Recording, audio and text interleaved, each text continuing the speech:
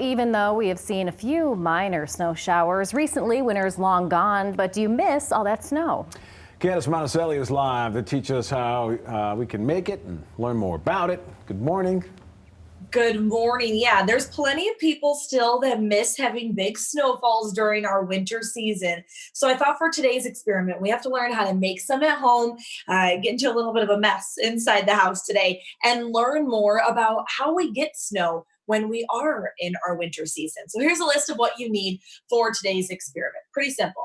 Just some baking soda, either water, hair conditioner, or shaving cream. Any of the three will work. And then a mixing bowl.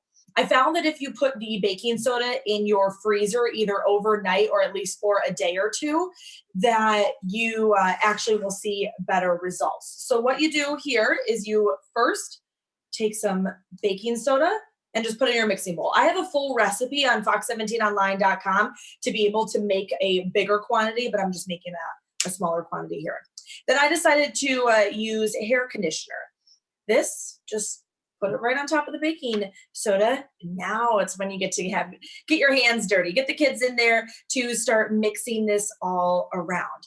And I've been comparing it to making icing, just getting that right consistency that you want. And that's exactly what you're doing here. If you want more of the fluffier snow consistency or enough to be able to pour this all out on a baking sheet and make a snowman. So a really cool way to make snow right inside the house, maybe have a snowball fight, but that might make a little bit too big of a mess, but fun to make it right here at home. And where does snow come from? How do we get snow during the winter? Well, what happens is there's those tiny ice crystals in the cloud. Those start to attach to each other and make snowflakes, and then the cloud gets heavy enough and drops those snowflakes to the ground. The key ingredient, though, is the temperatures. So the temperature in the cloud and at the surface has to be 32 degrees or lower for us to have this snow to form.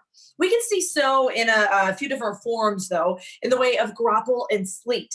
And that's because the temperature is in between the cloud and the surface. That can be different than 32 degrees or lower. So we can have some melting or refreezing going on before we see the snow at the surface level.